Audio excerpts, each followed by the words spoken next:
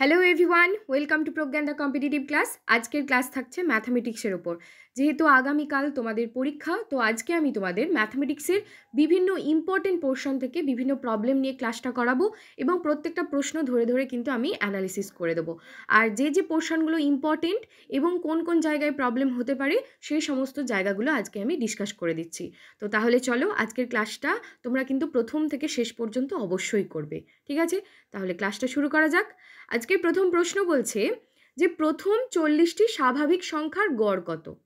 প্রথম 40টি স্বাভাবিক সংখ্যার গড় নির্ণয়ের আগে আমাদের জানতে হবে যে প্রথম 40টা স্বাভাবিক সংখ্যার যোগফল কত হয়।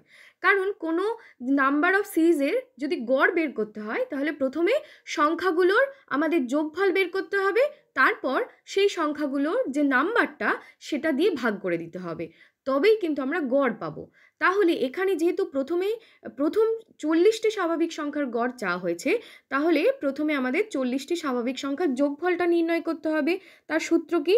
আমরা জানি যে n সংখ্যক যদি স্বাভাবিক সংখ্যা আমাদের দেয়া থাকে, তাহলে প্রথম যে n সংখ্যক স্বাভাবিক সংখ্যার যোগফল আমরা জানি n ইন্টু n+1/2, ঠিক আছে?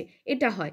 তাহলে এখানে যেহেতু 40টি স্বাভাবিক সংখ্যার যোগফল আমরা বের করব, সেই জন্য n এর জায়গায় আমরা সিম্পলি 40 বসিয়ে দেব। তাহলে আমাদের ফর্মুলাটা কীরকম আসবে? যে 40 ইন্টু 40+1/2, এই হচ্ছে আমাদের 40টি স্বাভাবিক সংখ্যার যোগফল বের হলো, কিন্তু গড় হলো না। গড় করতে গেলে কি করতে হবে? না, আমাদের 40 দিয়ে ভাগ করে দিতে হবে। তার মানে হচ্ছে আমরা লিখে দেব 2 ইন্টু 40 এখানে, ঠিক আছে? সিম্পলি এটার যদি আমরা সিম্পলিফাই করে দিই তাহলে কিন্তু আনসার পেয়ে যাব। তাহলে দেখো, এখানে 40 আমরা কেটে দিলাম, তাহলে থাকছে কি না, এখানে থাকছে 41/2। তার মানে কত? এটার মানে হচ্ছে 20.5, ঠিক আছে? তাহলে কোন অপশানটা সঠিক হচ্ছে? দেখো, option C is the correct answer. তাহলে কি মনে রাখবে? যে প্রথম n সংখ্যক স্বাভাবিক সংখ্যার যোগফল হচ্ছে n ইন্টু n+1/2, এবং গড় করতে গেলে কোনো সিরিজ অফ নাম্বারের, তাহলে সেই সংখ্যাগুলোর যোগফল বাই নাম্বারটা, মানে টোটাল যে সংখ্যাগুলোর নাম্বারটা কিন্তু দিয়ে আমাদের ভাগ করে দিতে হবে, ঠিক আছে? এই হচ্ছে অঙ্কটা।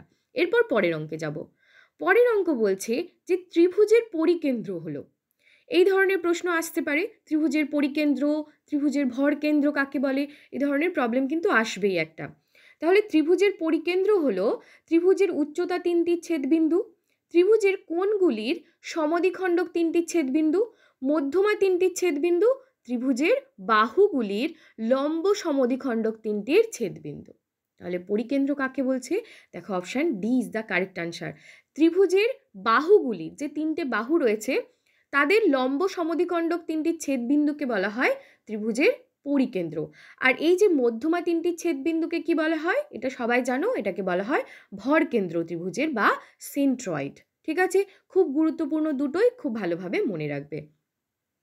আরেকটা জিনিস এখানে মনে রাখার আছে যে ত্রিভুজের যে মধ্যমাগুলোকে ওই ভরকেন্দ্রটি কত অনুপাতে বিভক্ত করে, না সেটা হচ্ছে 2:1 অনুপাতে কিন্তু ভরকেন্দ্রটি মধ্যমাগুলিকে বিভক্ত করে, ঠিক আছে? এই রেশিওটাও মনে রাখতে হবে। এরপর পরবর্তী প্রশ্নে চলে আসি।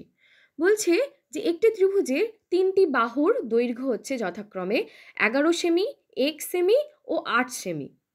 তবে নিম্নে দেয়া x এর সর্বনিম্ন মান কত হবে? ঠিক আছে, খুব গুরুত্বপূর্ণ প্রশ্ন, কারণ এখানে ত্রিভুজের একটা ধর্ম কাজে লাগিয়ে আমরা অঙ্কটা সলভ করব। আমরা কি জানি যে ত্রিভুজের যদি 3টে বাহু দেয়া থাকে, তাহলে ত্রিভুজ অঙ্কন যদি করতে হয়, এটা আমাদের হতেই হবে যে কোনো দুটো বাহুর যোগফল তৃতীয় বাহু অপেক্ষা বৃহত্তর হতে হবে। তার মানে কি? এখানে দেখো 11, x আর 8 সেমি, এই 3টে বাহুর দৈর্ঘ্য দেওয়া আছে। তাহলে আমরা কি করব? যে কোনো বাহুর দৈর্ঘ্য, অর্থাৎ ধরে নিই আমরা x + 8, এই যে দুটো বাহুর যোগফল, এটা 11 থেকে অবশ্যই বড় হতে হবে ত্রিভুজ হতে গেলে। তাহলে এখানে আমরা করব কি? দেখো, x এর মানটা কত হবে? 11 - 8, তার মানে কি x হতে হবে 3-এর থেকে বড়, তাই তো? তাহলে আমরা পেয়ে গেলাম যে xটা হচ্ছে 3-এর থেকে বড়। তাহলে 3-এর থেকে বড় প্রথম স্বাভাবিক সংখ্যা কোনটি? না সেটা হচ্ছে 4। তাহলে কোন অপশানটা সঠিক? Option A is the correct answer. এখানে দেখো 3-এর থেকে বড় যে কোনো আমরা সংখ্যা নিতে পারি, তাহলেই কিন্তু ত্রিভুজটা অঙ্কন করা যাবে। কিন্তু এখানে কি বলা আছে, সর্বনিম্ন মান কত হবে? তাহলে সর্বনিম্ন মান হচ্ছে 4 সেন্টিমিটার। কেউ ভুল করে কিন্তু 3 সেন্টিমিটার করবে না, কারণ স্ট্রিক্টলি গ্রেটার দেন রয়েছে। এক্স হচ্ছে 3-এর থেকে বড় হবেই। 3-এর থেকে বড় মানে তারপরে স্বাভাবিক সংখ্যাটা হচ্ছে 4। তাহলে option A is the correct answer. ঠিক আছে, পরবর্তী প্রশ্ন দেখো। প্রশ্নটা খুবই গুরুত্বপূর্ণ প্রশ্ন, যে 2013 এবং 2023 দুটি সংখ্যা। সংখ্যা দুটির প্রথমটি মৌলিক, পরেরটি যৌগিক। সংখ্যা দুটির প্রথমটি যৌগিক এবং পরেরটি মৌলিক। সংখ্যা দুটির দুটিই যৌগিক, মানে দুটো সংখ্যাই যৌগিক। পরবর্তী বলছে সংখ্যা দুটি মৌলিক এবং তারা পরস্পর মৌলিক। ঠিক আছে, 2017 যে টেটটা হয়েছিল সেখানে 2017 এখানে ছিল আর এখানে ছিল 2027। তো এই প্রবলেমটা আমি আগেও করিয়েছি, তোমাদের এটা হোমওয়ার্ক হিসাবে ছিল। আজকে আমি তোমাদের অ্যানালিসিস করে দিচ্ছি। এই যে 2013 আর 2023 এই দুটো সংখ্যাই কিন্তু যৌগিক সংখ্যা। তার কারণ কি, তোমরা একটু ভাগ করে দেখবে যে এই যে 2013 এটা কিন্তু 3 দিয়ে ভাগ করা যাবে। ঠিক আছে, আর এই যে 2023 একে হচ্ছে 7 দিয়ে ভাগ করা যাবে। তাহলে আমরা কি পেলাম, মৌলিক সংখ্যা হলে শুধুমাত্র এই সংখ্যাটি এবং 1 ছাড়া কোনো উৎপাদক থাকতো না। কিন্তু যেহেতু 3 আর এটা 7 দিয়ে ভাগ করা যাবে, মানে এই সংখ্যাটা 3 দিয়ে এবং এই সংখ্যাটা 7 দিয়ে ভাগ করা যাবে, তাহলে এটি হচ্ছে একটি যৌগিক সংখ্যা। ঠিক আছে, তাহলে এই দুটো সংখ্যাই কিন্তু যৌগিক সংখ্যা। এই ধরনের প্রবলেম কিন্তু আসতে পারে, যে ইয়ারে এক্সাম হয় সেই ইয়ার রিলেটেড কিন্তু একটা প্রবলেম আসে। তাহলে এটা মনে রাখবে যে দুটি সংখ্যাই কিন্তু যৌগিক সংখ্যা। পরবর্তী প্রশ্ন দেখো। প্রশ্ন বলছে যে 90 ডিগ্রি, 89 ডিগ্রি, 120 ডিগ্রি, 191 ডিগ্রি কোণগুলি যথাক্রমে। এই কোণ থেকে একটা প্রবলেম তোমরা পাবেই, কোনটা কি ধরনের কোণ খুব ভালোভাবে আরেকবার দেখে নাও। প্রথমেই দেখো 90 ডিগ্রি। 90 ডিগ্রি মানে কি, 90 ডিগ্রি হচ্ছে এক সমকোণকে আমরা জানি 90 ডিগ্রি। এবার পরবর্তী কোণটা বলছে দেখো যে 89 ডিগ্রি, অর্থাৎ এটা 90 ডিগ্রির থেকে কম কিন্তু 0 ডিগ্রির থেকে বেশি। তাহলে এই কোণটা হচ্ছে সূক্ষ্মকোণ। প্রথম কোণটা গেল সমকোণ, পরেরটি গেল সূক্ষ্মকোণ। পরবর্তী কোণটা দেখো রয়েছে 120 ডিগ্রি। 120 ডিগ্রি কোণটি 90 ডিগ্রি থেকে বড় কিন্তু 180 থেকে ছোট, তাই তো? তাহলে সেটি হচ্ছে একটি স্থূল কোণ। ঠিক আছে, পরবর্তী দেখো 191 ডিগ্রি। এই 191 ডিগ্রি কোণটি 180 থেকে বড় কিন্তু 360 ডিগ্রির থেকে ছোট, তাহলে এটি হচ্ছে একটি প্রবৃদ্ধ কোণ। ঠিক আছে, তাহলে option B is the correct answer. 90 degree হচ্ছে সমকোণ, 89 ডিগ্রি হচ্ছে সূক্ষ্মকোণ, 120 ডিগ্রি হচ্ছে স্থূলকোণ, 191 ডিগ্রি হচ্ছে প্রবৃদ্ধ কোণ। প্রত্যেকটা জিনিস কিন্তু খুব ভালো করে মনে রাখবে। ওকে, 90 ডিগ্রি থেকে ছোট কোণ কিন্তু 0 ডিগ্রি থেকে বড় কোণ হচ্ছে সূক্ষ্মকোণ, 90 ডিগ্রি থেকে বড় কিন্তু 180 থেকে ছোট হচ্ছে স্থূলকোণ। ওকে, আর একটা জিনিস মনে রাখবে যে 180 ডিগ্রি কোণকে বলা হয় এক সরল কোণ। ওকে, তাহলে আমরা 5 নম্বর প্রবলেমটা সলভ করে ফেললাম। এরপর পরবর্তী প্রশ্নে আসছি। বলছি একটি বৃত্তের পরিধি ও ব্যাসের অনুপাত কত? মনে হতে পারে যে যে কোনো বৃত্তের পরিধি আর ব্যাসের অনুপাত আমরা কিভাবে পাওয়া যাবে। দেখো, আমরা বৃত্তের পরিধি মানে কি জানি, 2 পাই আর লিখতে পারি। আর মানে আরটা হচ্ছে ওই বৃত্তটির ব্যাসার্ধ। এবার তাহলে ব্যাসের দৈর্ঘ্য কত হবে? ব্যাস হচ্ছে 2r। বৃত্তটির ব্যাসার্ধ যদি আর হয়, ব্যাস হবে 2r। এবার দেখো তাদের অনুপাত করে দিয়েছি, ওপরেরটা হচ্ছে পরিধি, নিচেরটা হচ্ছে ব্যাস। তাহলে আমরা কাটলাম, আর যদি কেটে দিই, 2 কেটে দিই, থাকছে কত? পাই। আর পাই মানে কত? আমরা জানি পাই মানে হচ্ছে 22/7। তাহলে রেশিওটা কত আসছে?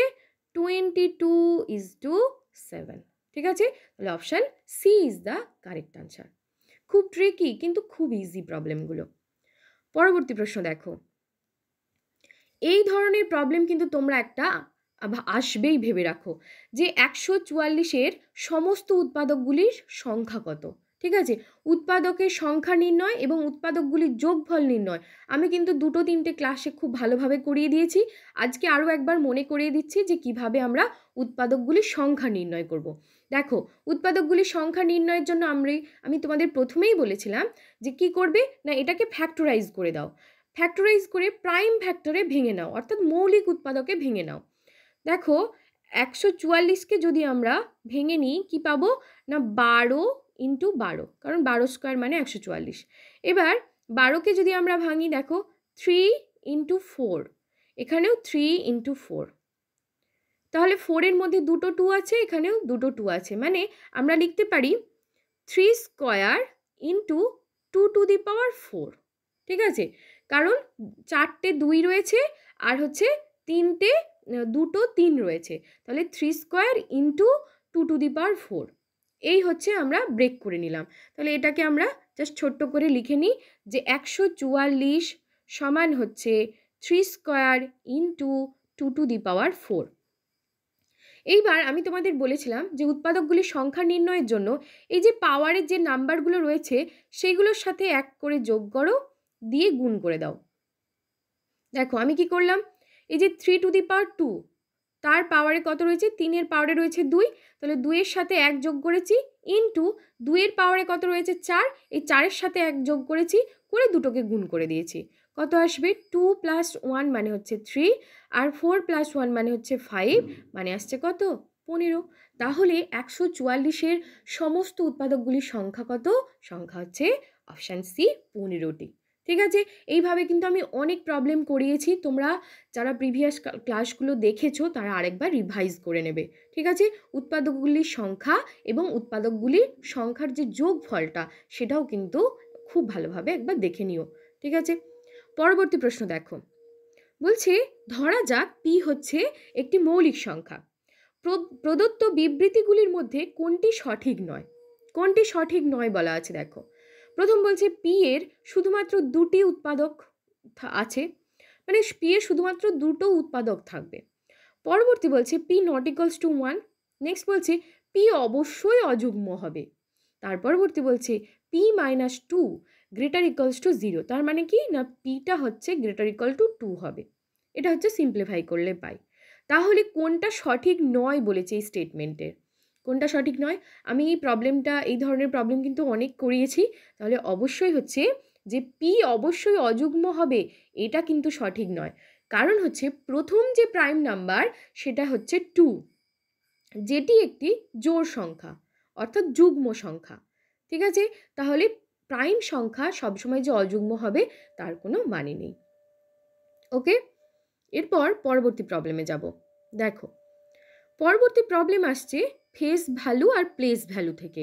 এইখান থেকেও একটা প্রবলেম তোমরা আশা করবে যে আসবেই, ফেস ভ্যালু আর প্লেস ভ্যালু অর্থাৎ প্রকৃত মান এবং স্থানীয় মান।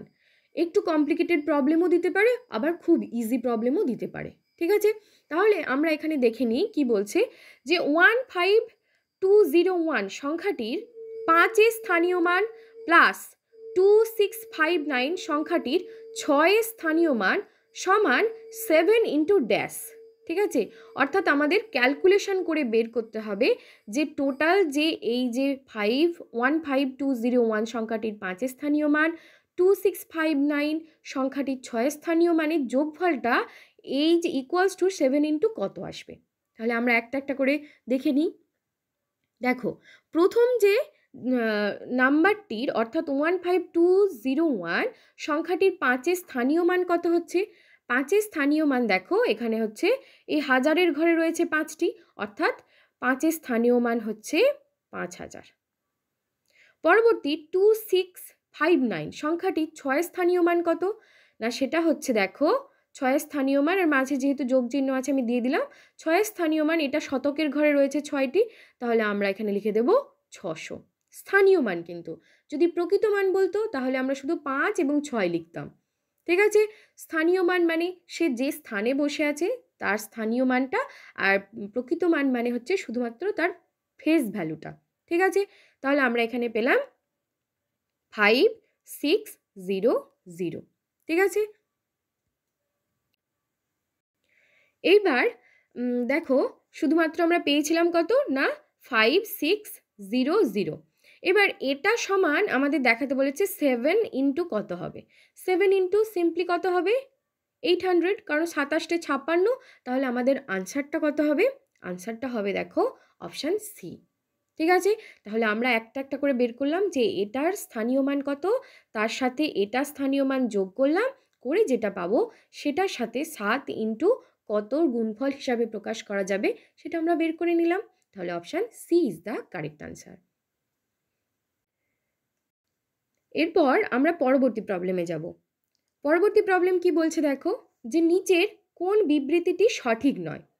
সমস্ত মৌলিক সংখ্যায় বিজোড় সংখ্যা, মৌলিক সংখ্যা অসীম সংখ্যক অর্থাৎ infinite number of prime number আমরা পাবো। পরবর্তী বলছে মৌলিক সংখ্যার মাত্র দুটি উৎপাদক বা ফ্যাক্টর আছে। পরবর্তী বলছে এক অঙ্কের মাত্র 4টি মৌলিক সংখ্যা রয়েছে। এই যে স্টেটমেন্টগুলোর মধ্যে কোনটি সঠিক নয়? দেখো, প্রথমেই আমরা দেখে নিই প্রথম স্টেটমেন্টটা কি বলছে, যে সমস্ত মৌলিক সংখ্যায় বিজোড় সংখ্যা। তাহলে এটাই ভুল হয়ে গেল, কারণ দেখো 2 হচ্ছে একটি মৌলিক সংখ্যা, যেটি হচ্ছে একটি জোড় বা যুগ্ম মৌলিক সংখ্যা। তাহলে আমরা পেয়ে গেলাম যে option A is the correct answer.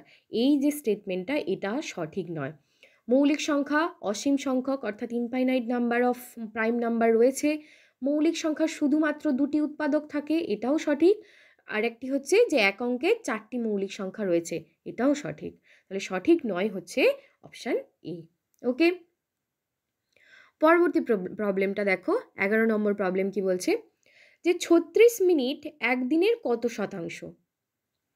কত শতাংশ হবে? তাহলে একদিন মানে কত? একদিন মানে হচ্ছে 24 ঘন্টা। একদিন মানে হচ্ছে 24 ঘন্টা। তাহলে আমরা কি লিখব, যে 36/24।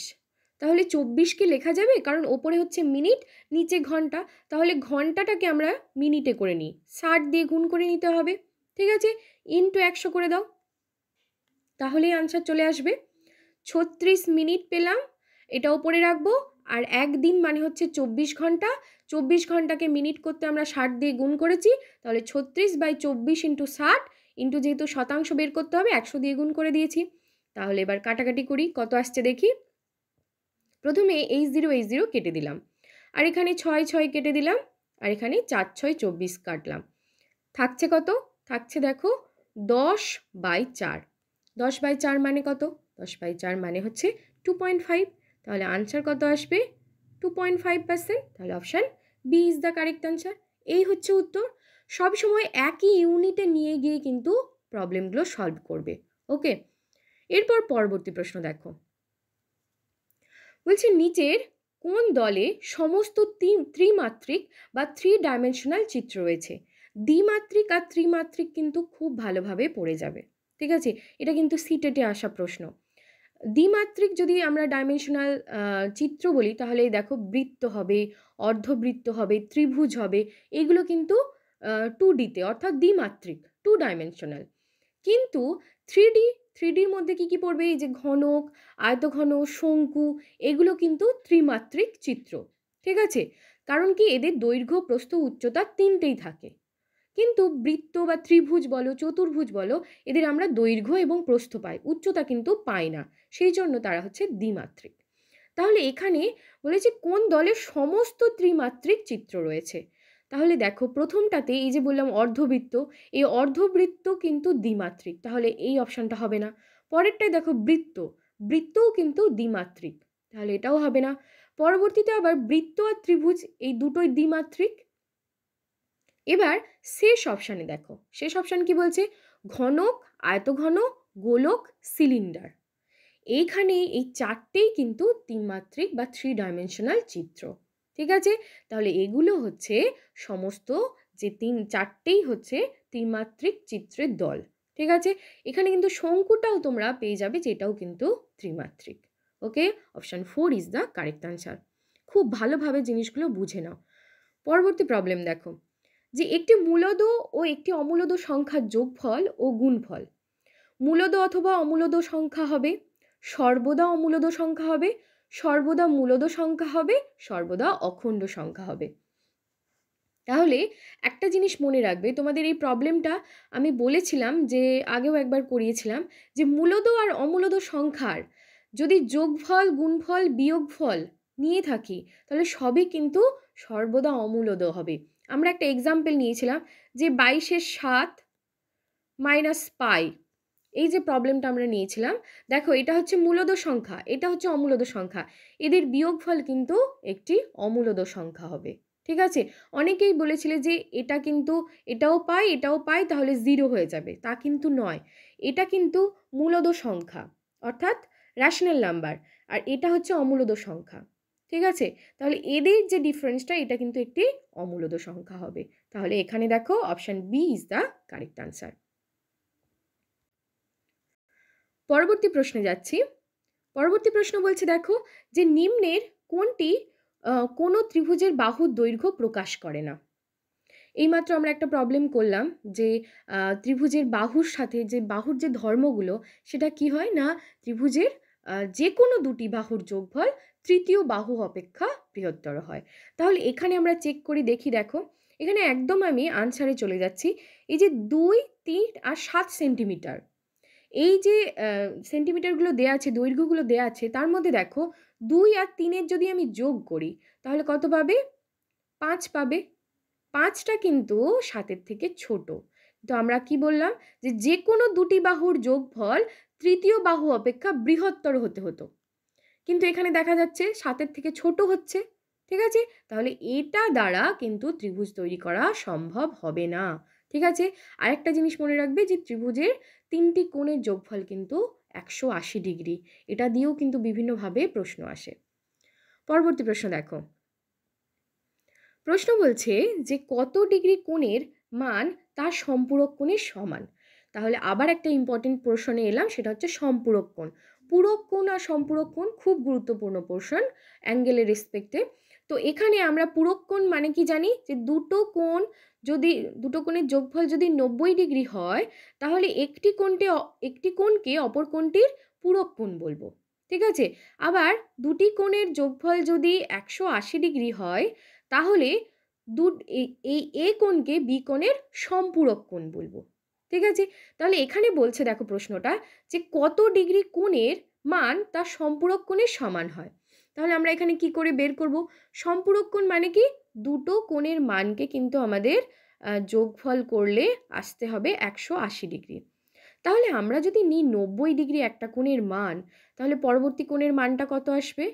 ধরো একটা কোণের মান নিয়ে নিলাম 90 ডিগ্রি, তাহলে বি কোণটার মান কত আসবে?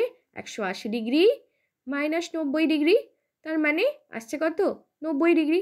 তাহলে কি দেখলাম যে 90 ডিগ্রি কোণের সম্পূরক কোণের মানও কিন্তু আসছে 90 ডিগ্রি। তাহলে কোণটির মান তার সম্পূরক কোণের সমান হচ্ছে, সেটা হচ্ছে 90 ডিগ্রি কোণ।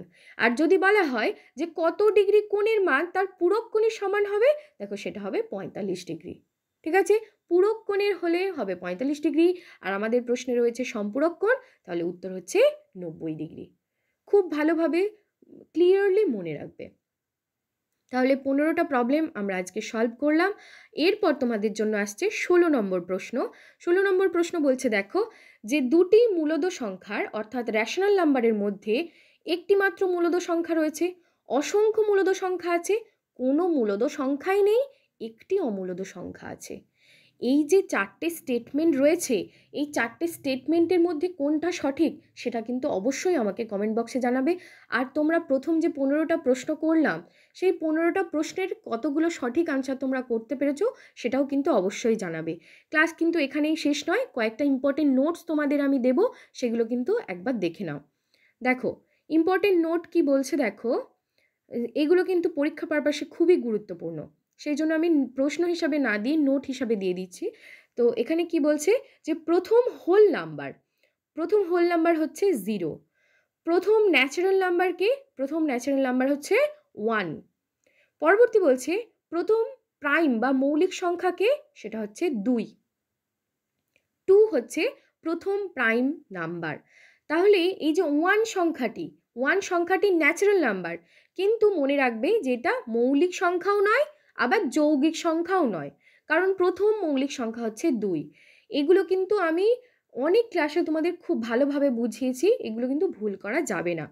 তাহলে প্রথম প্রাইম নাম্বারটা হচ্ছে 2। পরবর্তী বলছে দেখো যে প্রথম কম্পোজিট নাম্বার যৌগিক সংখ্যা, সেটা হচ্ছে কত? সেটা হচ্ছে 4। কেউ কিন্তু কম্পোজিট সংখ্যা 2 করবে না, প্রথম কম্পোজিট সংখ্যা হচ্ছে 4 বা যৌগিক সংখ্যা যেটাকে আমরা বলে থাকি। পরবর্তী বলছে প্রথম জোড় কম্পোজিট নাম্বার। প্রথম জোড় কম্পোজিট নাম্বার সেটা কত? সেটা হচ্ছে 4 জোড় কম্পোজিট, ঠিক আছে, অর্থাৎ ইভেন যৌগিক নাম্বার। ইভেন হবে, জোড় হবে, অর্থাৎ 2 দিয়ে ভাগ করা যাবে এবং কম্পোজিট হবে, সেটা হচ্ছে 4। পরবর্তী বলছে দেখো যে প্রথম বিজোড় কম্পোজিট নাম্বার, অর্থাৎ যেটাকে 2 দিয়ে ভাগ করা যাবে না কিন্তু যৌগিক সংখ্যা, অর্থাৎ তার 1 এবং ওই সংখ্যার ছাড়াও অন্য কোনো ফ্যাক্টর বা উৎপাদক থাকবে, সেটা কোনটা? না প্রথম বিজোড় কম্পোজিট নাম্বার হচ্ছে 9। এর পরবর্তী দেখো বলছে একমাত্র জোড় মৌলিক সংখ্যা হচ্ছে 2, ঠিক আছে, তাহলে মৌলিক সংখ্যা সবসময় বিজোড় হতে পারে না, ঠিক আছে, তাহলে একমাত্র জোড় মৌলিক সংখ্যা হচ্ছে 2। পরবর্তী বলছে দেখো যে পরপর দুটি মৌলিক সংখ্যা কি কি? না 2 আর 3 হচ্ছে পরপর দুটি মৌলিক সংখ্যা। ওকে, তাহলে এই কয়েকটা পয়েন্ট কিন্তু খুবই ইম্পর্টেন্ট, যে কোনোভাবে তোমাদের কিন্তু প্রশ্ন আসতে পারে।